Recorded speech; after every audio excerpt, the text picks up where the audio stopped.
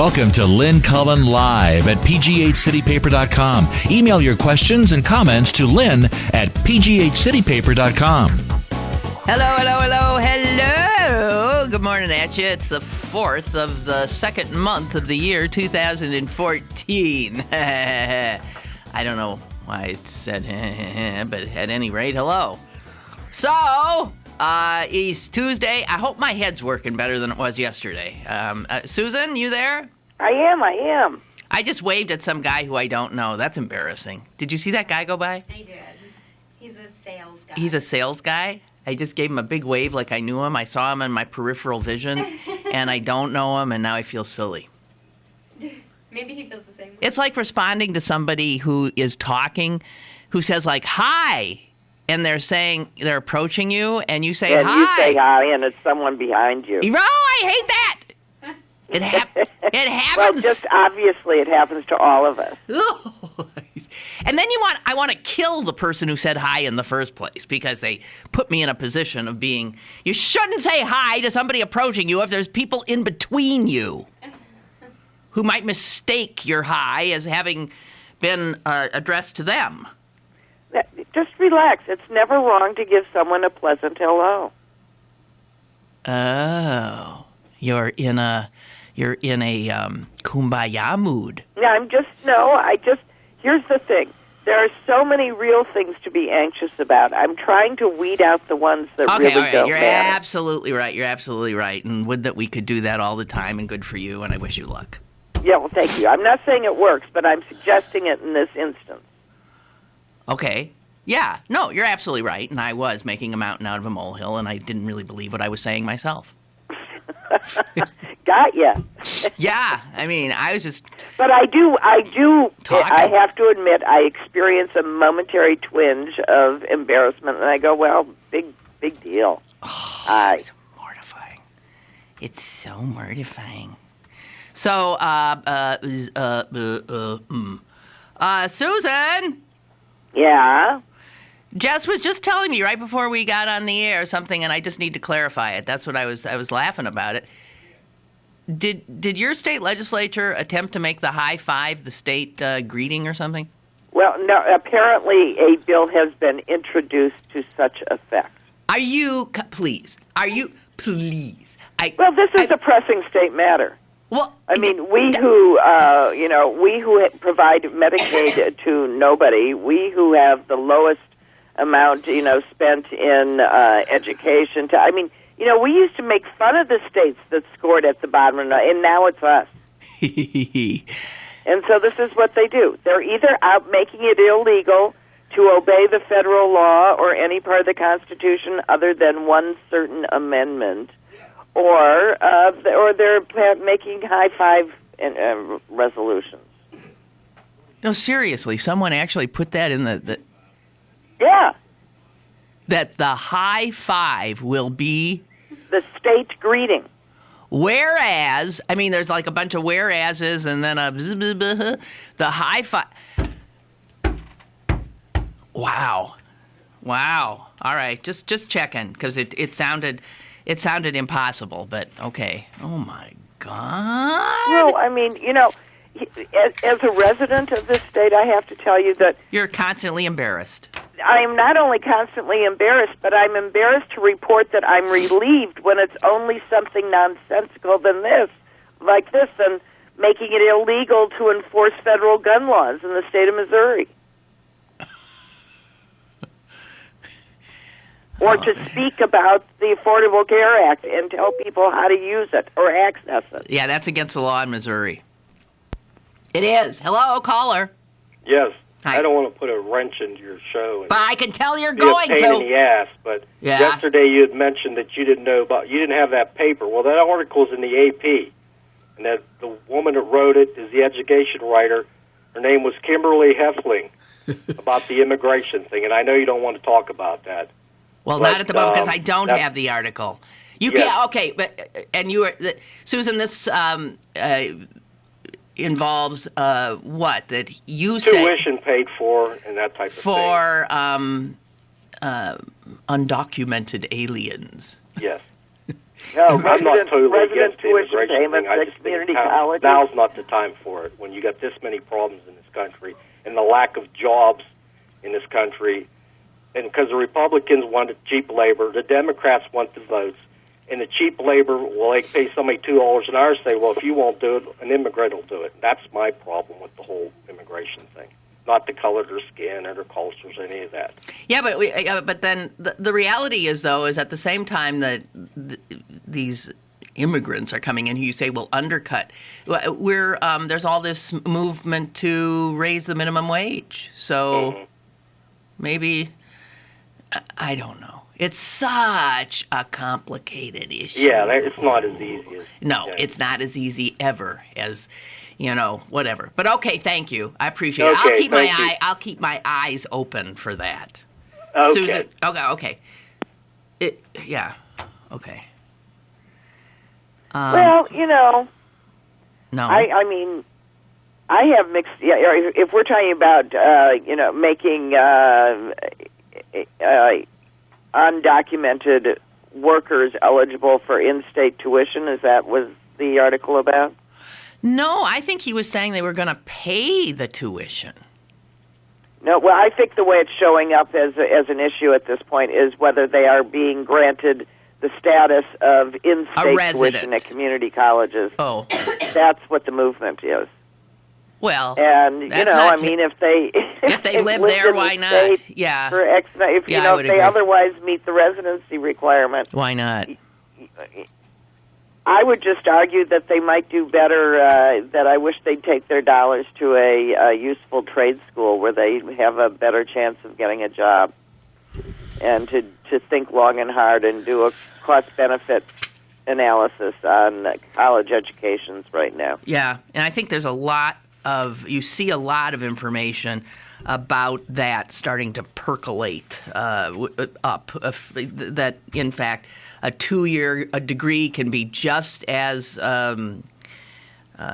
good in preparing you for a good job in trade schools and all that kind of stuff. Absolutely true.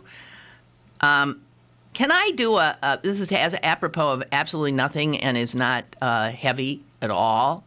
It's just an admission of a show that I find myself just loving, and I love to watch it, and I bet I'm not alone. Well, here's how I feel about this, dear sister. It's your show. Okay.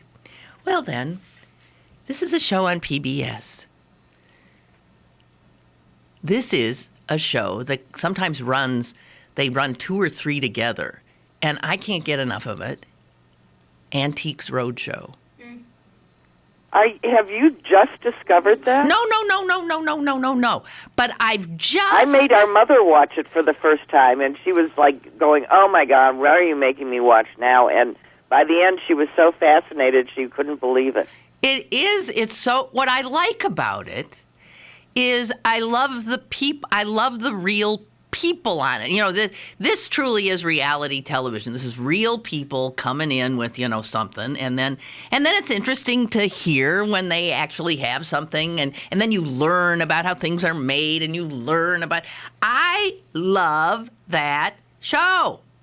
I just want to say that. There was a very cute one last night where this guy who just obviously shops garage sales and has gotten himself some knowledge on what he thinks he's buying, and he spent $800 for a table, and it was a 17th century, really good example worth tens of thousands of dollars, and and they were backslapping each other. It's like he hit the number. Right. Yeah, I was watching last night, and my favorite was I happened to tune it in, and there was this big guy, wearing bib overalls with a bib like up to almost his neck, and he's sitting there in the chair, and he's got shaggy hair. He just looks generally like somebody you would not bring home to mother. And he has a sword and scabbard, and he paid $500 for it. This is someplace in Idaho, I don't know. He paid $500 for it. It was worth up to $100,000. Might have belonged to Tsar Nicholas in Russia. And he looked, gobsmacked. That's Right, what it's just so stunned. cute. It's so cute. How come I don't have any stuff like that in my house? I don't know. And also last night, see, it's interesting because there's this absolutely beautiful piece of jewelry, and it was made at, 1901 or something, but it was made at a very famous St. Louis jeweler, Jacquard, which by the time I got here was called Jacquard. Sure it was. And was it worth stuff? Money? Oh, yeah. Yeah. All right. Beautiful, well, I just by the wanted to way. say that. I there's so much crap on TV and that makes you unhappy or stuff. And this, I think that show is extremely well done. It's well produced. It's very, very well. I'm impressed. I really am impressed by that program. Well, Okay. it also, it clearly also educates. I mean, that's part of right. what's fun about No, it. that's what I like about You it. learn stuff, and a bunch of people watch that show and learn stuff and go out and search yard sales and places and think, by George, I think I might have something. Yeah. I could never be somebody searching yard sales. I just cannot imagine doing that. And there's so many people who do. Can't imagine. All right, so from that lovely little thing, Antiques Roadshow, to something I read today which made me sick to my stomach. They're killing dogs in Sochi. Yeah, it's Sochi. That just makes me crazy. Apparently, there are a lot of stray dogs wandering around Sochi. And there's now a company that has gotten a contract to get rid of them before all the people come. And they're talking hundreds and hundreds, maybe over 1,000 of these poor animals. Makes me sick. The whole sense of this Olympics makes me sick. I know we've been on the receiving end of nothing but negative reportage about it, but I can't. Ugh. It's upsetting. It's upsetting! And they're still, the thing starts this week, and they're still building hotel rooms. I can't imagine. This is one that I would tell my kid athlete, okay, you go, you gotta. I'm staying home. Right. I don't have anything to do with this. It's not like I'm afraid I'm going to be killed by terrorists, but it just seems awful. It just seems like you're in for one unpleasant experience. Yeah, I would think so. That's my sense, too. Okay. And not only, and I have a friend who is the beneficiary of the Vancouver Olympics bankruptcy. They almost bankrupted the city. The Olympic Village went belly up, right. But they finally got everything, back in renovated order, and my friends just went in and bought an apartment in the Olympic Village. Because why? Because they're going cheaply? Oh, because they've had a home there off and on for years, but they keep selling it because they get too valuable to own, if you know what I mean. The prices keep appreciating. And you know in why? Vancouver, and you know why? She's married to a real estate man who keeps selling her house out. No, Vancouver becomes absolutely so totally not affordable because of those rich Asians moving in. Yeah. And Russian oligarchs. A lot of them. Yeah, and they'll pay a gazillion bazillion for a studio apartment. So everything just goes kaplooey. Right. So they've gone. She said this time she wanted something that no one else would want. Well, see that's rough. I mean, whatever. Okay, I'm not going to wave at these people. I even knew that one. Hi. Okay. So you tell me if this is not. I'm just a little Christie thing. I could not believe this when I saw it. That Christie's office put out a memo about David Wildstein, who was, used to be called he was the mayor's best friend in high school. They were now pals. they really know each other. Yeah, and then at his, press conference that he gave to respond to all these charges, Christie threw this guy totally under the bus and said something so obnoxious. Well, in high school, I was a captain of the football team. I was an athlete and the president of the student council or something. And I don't know what he was. He basically said he was a cool guy and this other guy was a beneath creep. his So shoe. how would he know him? So listen to this. A 2-page memo comes out of the governor's office a few days ago. And this is after Wildstein, said that he had evidence that might show that the governor had been lying. And the memo lists 5 incidents as evidence that Wildstein is, I guess, not to be believed. And listen to this one.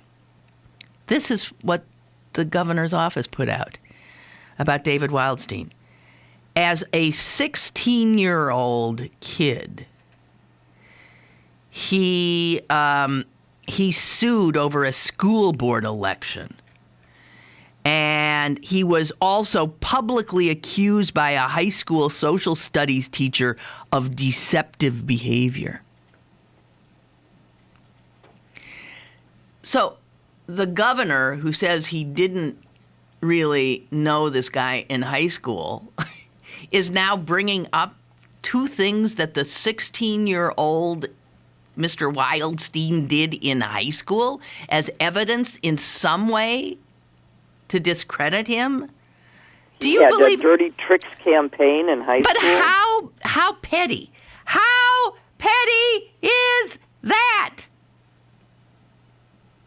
Well, he's just living up to, everything they say about him. He's vindictive and you should just follow the simple rule of shut up. All right, whatever. I read that and I thought, you got to be kidding me. I mean, if your office is under attack, and in fact, part of the attack is that you're a vengeful SOB. This is what supposedly was behind the bridge closure and all that stuff. Why would you exhibit those same traits? Yeah, why would you say, no, I'm not, and by the way. When he was 6 years old, he stole a birthday present that was supposed to go to Johnny, Roberts. I just, unbelievable. Jeez. New Jersey. Give me a break. Okay, let's get a break out of the way. When I come back, I want to talk about something that is becoming a bigger and bigger story. And I see a lot of people contorting themselves to deal with it. And we'll do the same in just a minute. More is on the way with Lynn Cullen Live. Moments in Black History, brought to you by Highmark Blue Cross Blue Shield. Have a greater hand in your health. Born in Charlestown, Virginia in 1885, Dr. Martin R. Delaney was a Renaissance man of his time. He served as an agent to the Underground Railroad and was the co-founder and co-editor of the North Star newspaper. Aspiring to be a physician, he studied under several Pittsburgh doctors and applied to medical school. After being denied admission to many medical schools, he was finally admitted to Harvard Medical School, but left before attaining his degree to work as a doctor in Pittsburgh. As an active abolitionist, Delaney explored the Niger River Valley and attempted to establish a Negro state in Nicaragua. During the Civil War, Delaney negotiated with President Abraham Lincoln to give blacks higher-ranking positions in the Union Army and became a major himself. I've seen too many of my neighbors affected by stroke, but Highmark is helping us change that by sponsoring our community stroke programs. Caring isn't new for Highmark. I know. I've been a member for 40 years. I'm Jerry Ann Allen, and I'm better with Blue. We're reinventing affordable health care by keeping the places we call home healthy. It's why our communities are better with Highmark Blue Cross Blue Shield. Highmark Blue Cross Blue Shield is an independent licensee of the Blue Cross and Blue Shield Association, subject to the terms of your benefit plan. BergBargains.com is the best bet for your great Valentine's Day deals. Log on today for exclusive deals from your favorite local restaurants, bars, and shows. Sign up for the weekly email update for your chance to win a $100 gift card from the Swickley Spa. The all-new BergBargains.com, Pittsburgh's best bargains. BergBargains.com. Now, it's back to Lynn Cullen Live at pghcitypaper.com. All right, we're back. The story I was referencing is the allegations by Woody Allen's, I don't know what to call her, adopted, Mia Farrow's adopted, I don't know. You know? Yeah, whatever that relationship is. Well, that family has such bizarre relationships that I can't quite ever parse. It's hard to know who to hold up as a... paragon in that one? Yeah. Okay, yeah. so I don't... You know, part of me just wishes that they'd keep it to themselves. Really? So your reaction is just to say, go away with this dysfunctional family of yours and stop involving us? Well, I sort of agree with what Alec Baldwin tweeted. What did he tweet? Because she called him out, the daughter, She Dylan. called him out, and he said, and those of you who think that I have basically any place in this conversation, right, are simply wrong. This is their family stuff, and none of us should be commenting on it.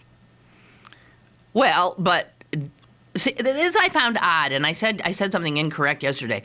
Nicholas Kristof, who is a respected columnist for the New York Times, put, and I thought it wasn't in the paper. Wrong. It was in Sunday's New York Times. He printed this letter that Dylan had written, very luridly accusing. She's now 27, so saying that like 20 years ago, Woody Allen, her then stepfather or father? Father. I think he was viewed as her maybe he was her adoptive father, but they weren't ever married. No, I think Andre Previn was her father, her adoptive father. I think her name is Previn. Okay. Yeah, Dory Previn or something. Who the hell can keep it? But so anyway, I was somewhat surprised that Nicholas Kristof, who admits to being a friend, by the way, of Mia Farrow and the daughter, and admitted that I was surprised that the New York Times would print what is essentially a criminal accusation like that. And I'm not saying it's not true. The whole thing is mind-boggling. We don't know. I mean, we can go over the facts that have come out, and one of which is that a team of doctors, all from Yale, among other places, concluded that there were no signs of molestation. So, that doesn't mean that he wasn't totally inappropriate with her, by the way. Well, clearly this guy is inappropriate. Clearly Woody Allen has a very creepy side to him, and that part I do not... you don't have to go farther than the fact that he married another one of these daughters. He married another one of the daughters, right? Married her. So, and who was she when she was like barely? What was she? 17 or 18 years old? She was 18. 18, and he's 50-something or something. God.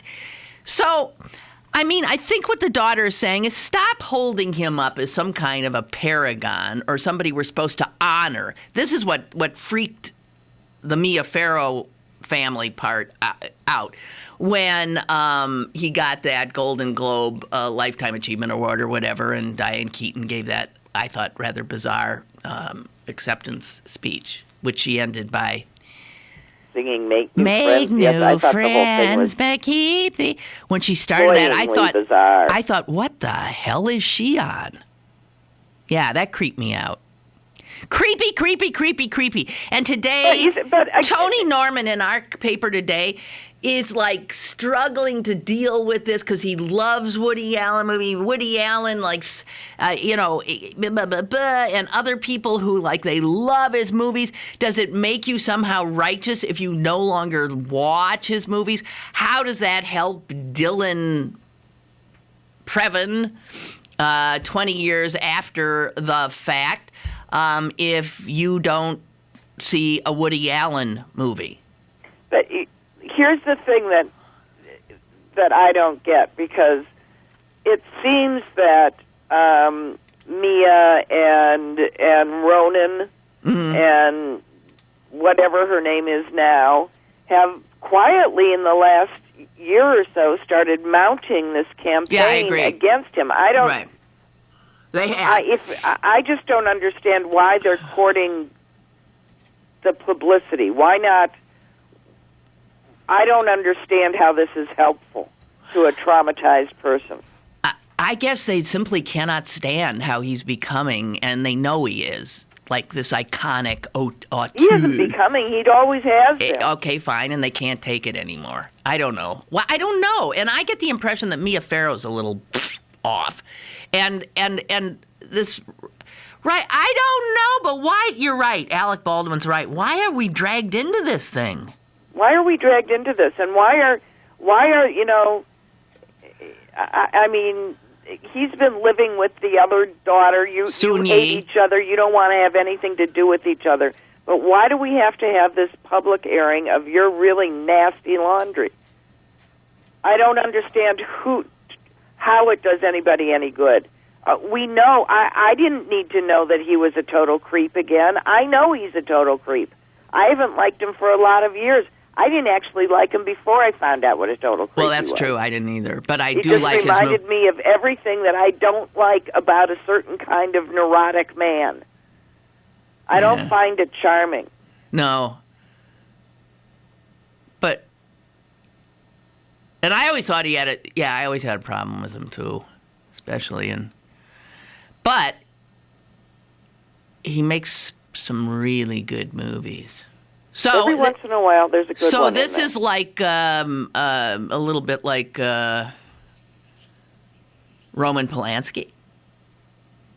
Well, Roman Polanski, I mean, there was no doubt that he did what he did. Well, okay, so there's doubt here, and we just want... So you would not... Were you surprised that the New York Times did this? I think it's taking a place it's taking a public side in a private battle. And I don't understand what's to be gained about it. The man's a creep. To the people that care about it, they know, you know. He's a talented creep, but he's a creep. Yeah, he's a creep. You know, bad people can have good sides.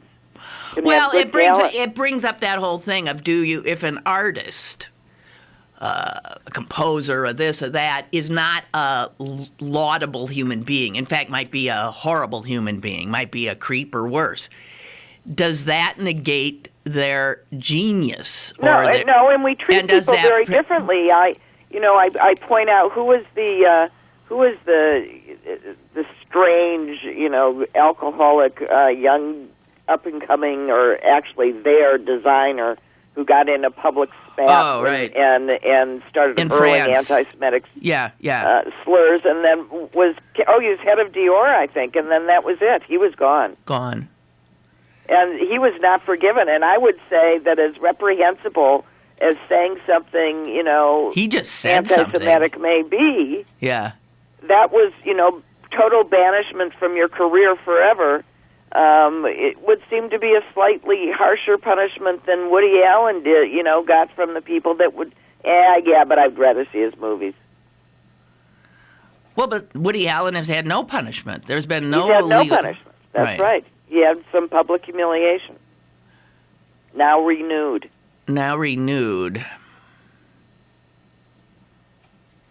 What a mucked up family that is. I mean... So I'm just pointing out that the public does rear its head and exact punishment every now and then. It's not doing it in this case. No, it's not. All right. Well, it just seems like I'm reading more and more about it, and I'm thinking, geez, what for nobody? It's he said, she said, and nobody's ever going to know. He said, she said. No one's ever going to know exactly what happened, and Mia Farrow is not one, example of, living a stable, upright life.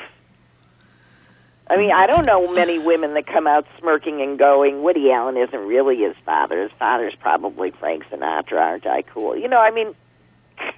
That's not for us to know either, really. Yeah. Why do we have to be in on all of and they're the ones that are doing it?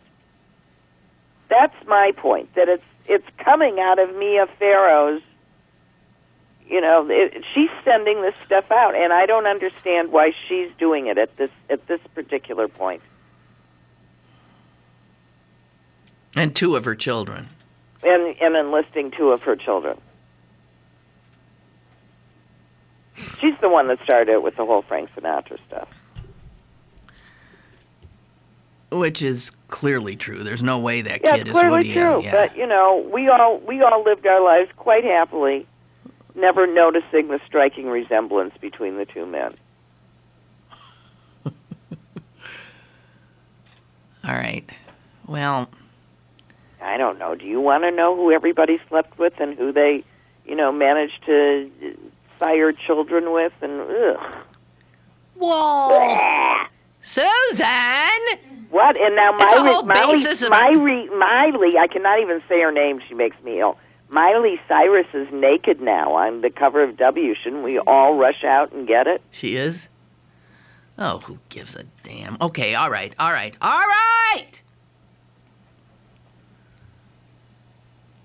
But Philip Seymour Hoffman. Yeah, it's such a tragedy that it's hard to even think about. It just shows, it doesn't matter if you're successful, if you're it's an addiction, right? Happy, right? An addiction. It doesn't make that kind of sense. Because it's a disease. Hey, we got a call. Hello. Hello. Hi, Lynn. Hi. This is Michael from wherever it is that I am, although I'm in Pittsburgh right now. Michael, I thought I'd jump in. Wait, Michael, where are you usually from when? Well, I was in New York for a while, and now I'm back in Pittsburgh for several months, and I don't know where I'm going to be living ultimately, but we know each other from. Well, this is Michael Moritz. So I thought Michael. Okay, that's what I was wondering. What have you forgotten? You spent time in Texas, or don't you like to admit that? Well, I left Texas about a year ago, and was very happy to have left there. I don't really claim it as a place that I just didn't like living in Texas. So I wouldn't like living in Texas either. That go. Yeah, it's from like my personal history. Okay, that's cool. Michael, for those of you who don't know, is a geez, how do you describe you besides that you're obviously a vagabond of sorts? But I'm a musical vagabond as well. Yes, you are. And he's a composer, conductor, producer, songwriter. Did I say that? I mean, you're all over the place. Impressive stuff. I do whatever they allow me to do. Although, actually, I could mention this as a sidebar, although it's kind of a plug. Do it. That I'm in town at the moment music directing this new musical at the Cabaret, the Judge Jackie Justice, which is very funny and which I would invite you to come to as my guest because I think you'd enjoy it. Okay. So I was going to send you an email because we just opened over the last weekend. All righty. I think you'd get a kick out of it because you were talking about musicals last Friday and about, I guess, because Jeff was going to Wicked or something. Somebody was going to Wicked. An emailer was going. About that they would hate it. Yeah. And you said, why are they going? And you talked about singing when you were young and with your dad. And anyway, so I think I'd like for you to come see this because I think you'd get a kick out of it. Okay. So anyway, sorry, you called. So anyway, Woody, Mia, I missed the beginning of the conversation, but I think the thing that started this again was this Vanity Fair article in October or November, which was this long article about Mia, in which one of the and the writer talked to several of her kids. One of them was Dylan, who at the time had adopted a totally different name, and wouldn't reveal where she was, but did talk about all the problems that she'd had, and that it wasn't until her story was very compelling in the Vanity Fair article. Mm-hmm. And then, so that it seemed to me that when she wrote this letter to the New York Times, what I sensed happened is that over several months of time, people were so supportive because she spoke out in a kind of cautious way, or almost anonymous way. I mean, it was weird. If you read the article, she's married now. She's, I guess, 27 or something. Right. She has a child. Yeah, she had changed her name in college, and so that, and she had some anecdotes about how various things still traumatized her. Her story rings very true to me, which is what I find fascinating here, because you were just saying just now that, or Susan was saying that Mia had kind of brought this back up, and I agree that Mia used to have a presence here. It might have been before your time because she was married because of Previn, right? Andre Previn, right? And in fact, Sun Yi is a daughter that they adopted. And so of course, you've had all these decades of looking at Mia, like as a baby adoptee. She's just like obsessed with kids, and yet, that's not a terrible it's not thing. A crime. But no. I think it's interesting that Previn, who has never been too odd of a fellow, seems to support the Mia and the kids on this particular issue. Yeah. And but it's so the only thing that makes me scratch my head about whether any of it was manufactured, and I don't really think it was personally, is the way that it all followed in the wake of when Woody, wandered off there with Sun Yi, and that whether or not there was so much anger there or whatever. And yet people talk about how, Woody and Mia were never actually married, and they never actually lived together, although I think we thought they did. Mm-hmm. And it's just all so odd. Well, but, so why are they putting it out there publicly? Most families would not air this kind of thing publicly. Right, I'm with you. I don't deny that something must have happened, but we don't know what. And my timing, question is, why I'm responding to Susan's thing about the timing, because one was the Golden Globe tribute, which I guess annoyed... it freaked out Ronan. His name used to be Satchel. I forget what his name is now. And then Mia tweeted sort of in support of him. Right. But I think what got the ball rolling was that Vanity Fair article, and then followed by the Golden Globe tribute, and that's what set people off. Now, I agree that should they have kept it private, but, the kids, obviously that son really hates Woody. Ronan, and it's probably not his son anyway. No, it's Sinatra's So, yeah, son. it is dirty laundry in public, but I can see that the things that happened in public from November to when the Golden Globes hit are the catalyst. It's not random. It's not like suddenly they've brought it up. I think they were all freaked out by the... although, as somebody said in an article that somebody sent me because I was so pro-Dylan on this one, they put Mia in the tribute, in the clips, and then they made an alternate version because they thought she would probably not agree to be in the clips because everybody has to sign the release for the Golden Globe video. And that producer said she did agree to do it. And so, again, that was, he said, why then start this after you've, and then he talked about other people. She's friends with Roman Polanski. Does she call him, she's friends about what an abuser he is? But Jeez. it's all relative. I find it fascinating because you can't get to the heart of it, and yet I really do feel that Dylan is probably telling the truth. The way she talks about what happened, and the issues that she's had throughout her life, suggests that something happened. Well, all right. We'll never really know. We won't know. No, we that's won't my know 2 all cents, of the though. things that they nice had. to talk to you. It's been a while. Yeah, Michael. Well, it's good you're in town. Fantastic. I'll definitely... And I'll send you an email to try to hook you up with okay. our show. Thank you. Have a good day. Okay, you Hi, too. Susan. Bye-bye. Bye. Bye.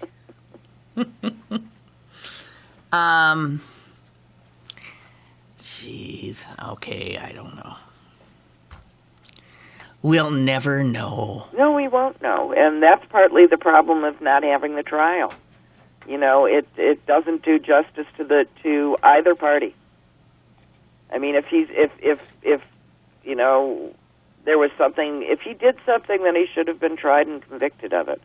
And the prosecutor saying, I think he did, but I don't want to put the kid through that, is another thing that, you know, and that did needs to be happen. looked at. Yeah, exactly. You don't make an accusation and then walk away. It's no different than Joseph McCarthy holding up papers and saying, I have the proof, but never mind. Right. Oh, well, apparently... Well, you know, it's hard. It's just hard. The law is designed to try and protect all parties.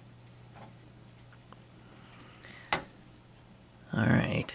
Well, what if Blue Jasmine wins, and what if Kate Blanchett wins, and what if all that? Well, Kate Blanchett did nothing except be in one of his movies. Do a good job in a movie that was written by a despicable man. I mean, you know. Hey, speaking of movies, I saw a movie that I thought was really, talk about creepy, but interesting. Her. Oh, you saw that, huh? Mm-hmm. Yeah, I haven't seen that yet. Go see that. It's my nightmare. It's exactly what I think is going to end up happening. That we will end up having, it's easier to have relationships at a remove. And so you can have relationships on these devices, or have a relationship with essentially a computer with a sexy voice.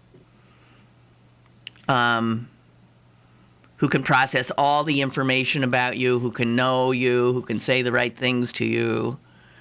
It is creepy, but believable. Her, I recommend it. All righty, we're taking a break, and we shall return. Stick around for more with Lynn Cullen Live after this. Download the brand new CP Haps app on your phone and find out what's going on in Pittsburgh. It's the fun and free app that puts the most popular events at your fingertips. Text events to 77948 to download now and register to win tickets to see Billy Joel at the Consol Energy Center February 21st. Plus lots of great free stuff. The CP Haps app, brought to you by Pittsburgh City Paper. Check out my new time machine. Does it work? Hit the button. Hey, it's Napoleon. Oui. Check out the future. Hey, you have a nice house. Why don't I? You didn't save any money, buddy. If only there was a way I could go back in time and fix that. Yeah. Save something for the future. Put away a few bucks, feel like $1 million. For free ways to save, go to feedthepig.org. That's feedthepig.org. This message brought to you by the American Institute of Certified Public Accountants and the Ad Council. Have a question or an opinion? Call Lynn Cullen at 412-316-3381 or email lynn@pghcitypaper.com. Now, more with Lynn Cullen Live. All right, this in from PJ. No one younger than 60 years of age gives a shit about Woody or me or any of the many children. Love you guys. Well, I'm glad you added that, or I would have felt very rejected. All right, we're showing our age. All right, that's fine. There was an article in the paper, and I didn't read it because I already know it. I'm so smart. That low T, ladies and gentlemen, low T. Do we know what that is? It's another illness that you don't really have that is designed to make you buy stuff. That's right. And thank God they're starting to finally come out about it. Low T is not a condition or an illness or anything. It is normal aging. Your testosterone levels, this just in, your testosterone levels go down, as we say around here, when you get older. It's not a disease, or as one of the ads say, it's just a number. And so the pharmaceutical companies have come up with a drug to correct a condition, which is not a condition because it is normal. Well, either is having a 4-hour erection when you're 95, but, maybe if you got high tea and a little blue pill, you can convince yourself that you deserve that 18-year-old girl that's just hanging around with you because of your money. And I have to tell you, there's been no studies about there have been some, and they're not looking good, about what taking this stuff ultimately to raise your testosterone levels, to take testosterone, not necessarily Cialis or any of those things or Viagra, but I know guys who take testosterone regularly. Yeah, as do a lot of women. As do a lot of women. They do? Yeah. Okay. Well, no one's done studies about what this does. Don't do it. And if you're a 75-year-old man, guess what? God didn't want you to have an erection. Well, yeah, go out into the wild and watch all of the males, fight it out. Eventually you get old and you get tossed aside and the young buck wins. That's right. And just suck it up and deal with it, okay? Yeah, come over, stand with all of us old broads. Yeah. Yeah, come on over. Okay. I just wanted to point this out. I don't know if it means anything at all. But the former lieutenant governor, the former lieutenant governor of the great state of Nevada, she was the first woman to hold that position, has said that she can no longer, in good conscience, be a member of the Republican Party. Oh, I just love that when that happens. Okay. And then she got followed, right after that, another Republican woman in Nevada who has a name that I certainly remember because she's the daughter of a former senator from Nevada and governor as well, Paul Laxalt. And his daughter, who's now a lobbyist, has told the Associated Press that she was also handing in her membership and just to make a point that she does not like the Republican Party, this is a quote, and what they stand for today. I've left the party, it's left me. So that's just two women. And believe me, the fact that they're women has something to do with this.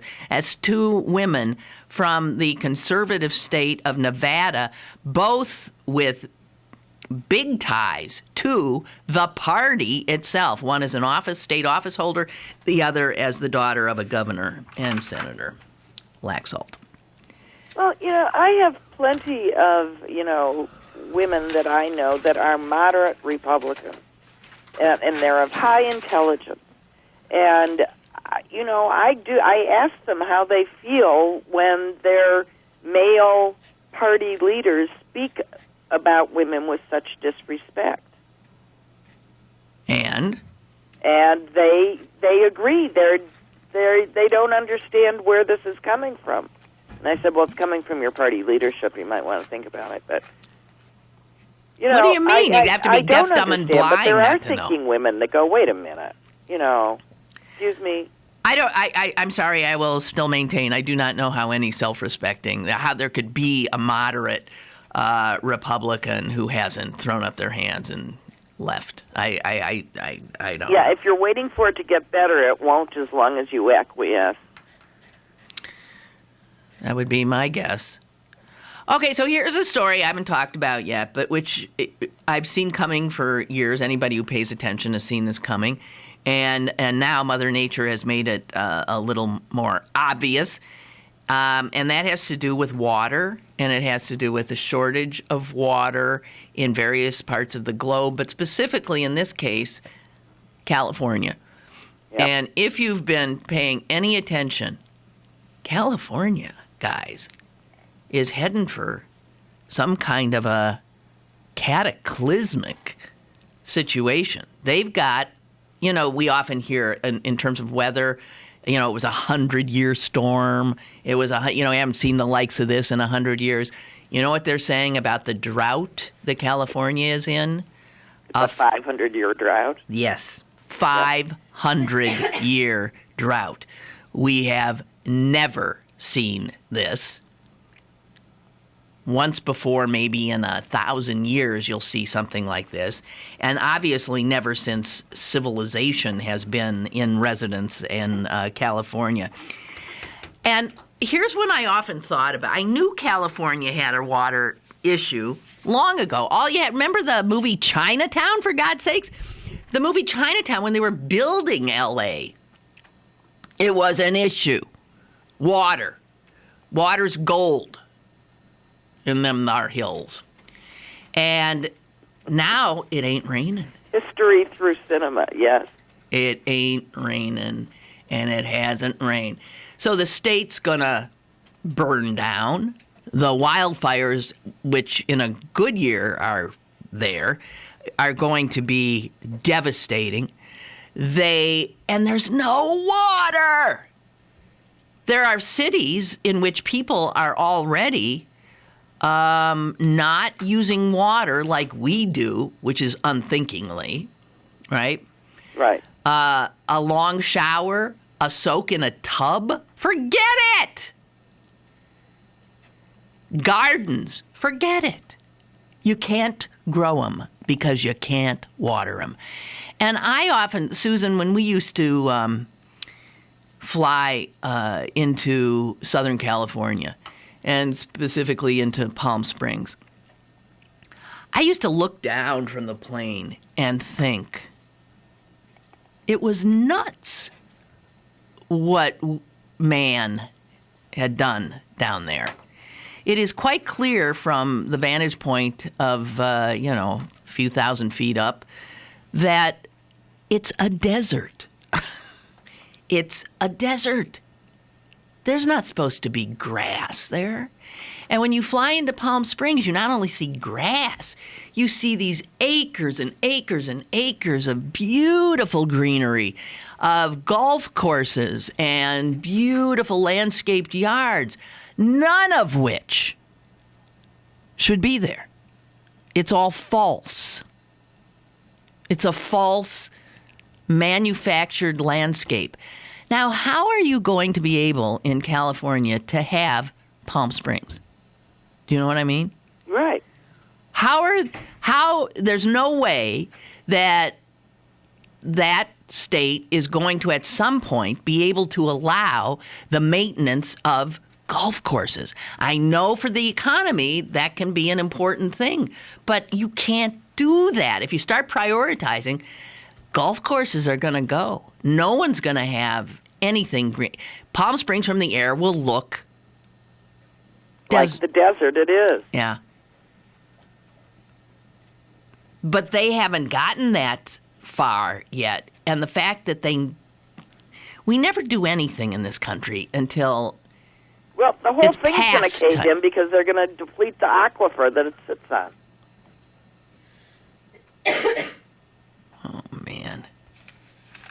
Well, I just think that we should get ready for some pretty harrowing stories this summer because I think, and it's not just California.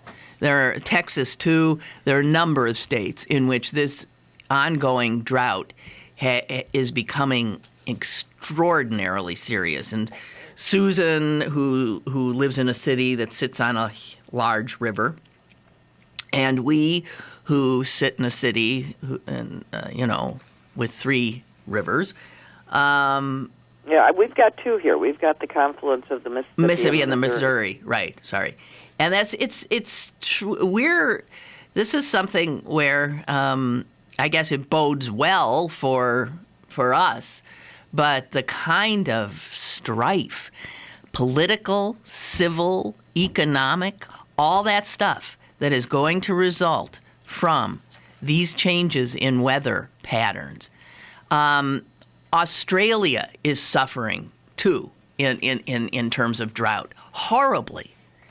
Also with the fires, also with extraordinary heat. If you tuned in at all to see the Australian Open, is it the tennis? The big tennis players were just in Australia. They had to finally call it. I mean, they had to they were playing in over 110-degree temperatures, and the drought there continues. It's, I think, yeah. If well, you start, we know that the science tells us that huge deserts used to be oceans. I mean, even without climate change, the world is a constantly evolving ecosystem. So we're just making we're making stuff happen a whole lot faster than it should. Mm-hmm. Yeah, we are. But what I wonder is how we're going to respond. And I just don't. We're slow. We're slow to respond. Always respond after. Right. Caller, hi. Hi. Hey, Lynn, I was just listening to you talking about the drought. I just finished reading the other day about 3 or 4 articles about the drought, and I didn't know this, but back in 850 A.D. 850, okay. Yes. The American West got into a severe drought that lasted for 240 years. They know this from looking at the rings in the trees and stuff like that. Mm-hmm. So, well, we could be, maybe this is when they say a 500-year drought, they're sort of hearkening back to that. Well, the other thing, too, is what's really interesting is the Colorado River runs all the way to the Gulf of Mexico. And where it enters the Gulf of Mexico, it was a 200-square-mile river delta, a very fertile river delta, Right now, apparently, it's a dried-up mudflat. The river does not reach the Gulf of Mexico. They've sucked so much water out of it. They said even places in the United States, it's pretty much of a muddy stream. This great river.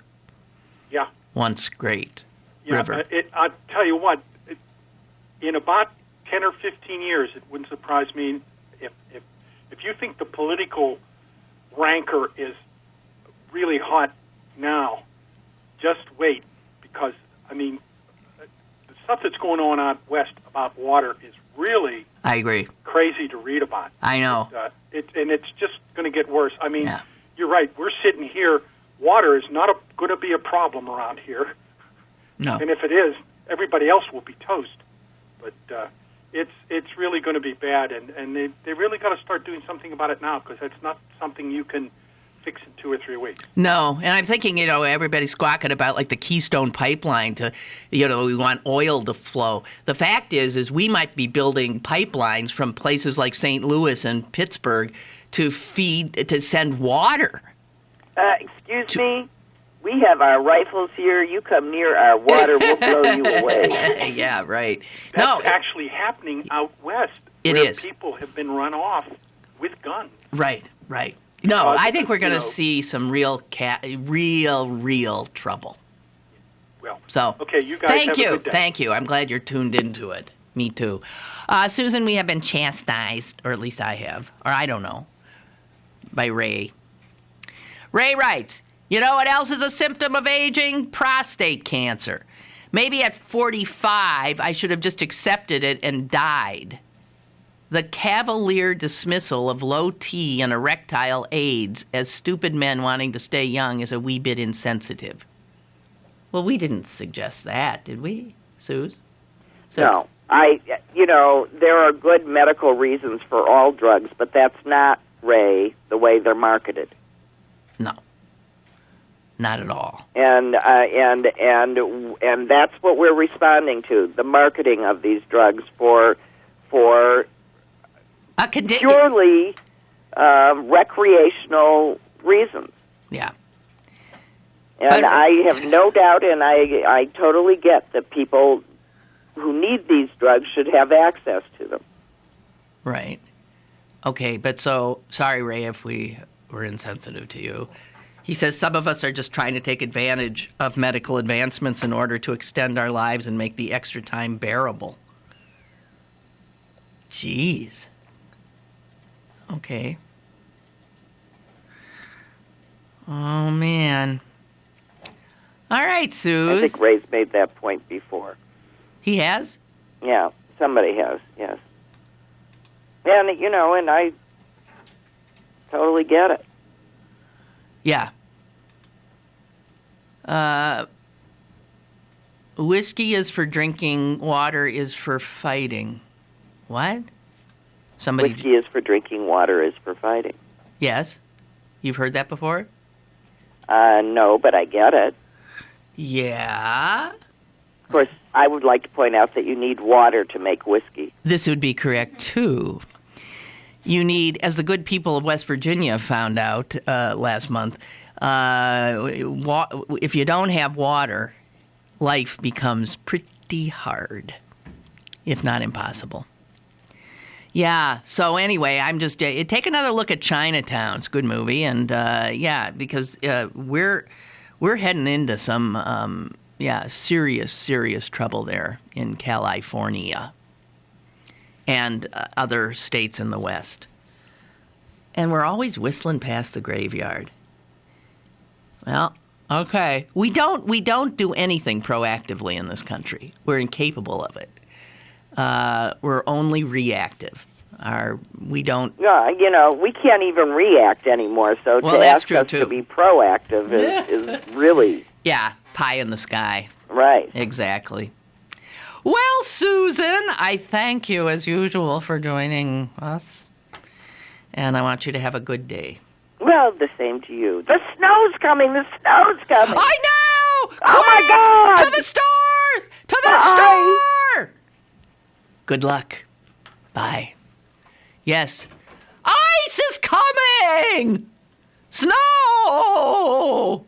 Whatever is going to become of us? Oh, the humanity! Oh, God! I hope I'll be here tomorrow to talk to you. Stay safe. Stay safe.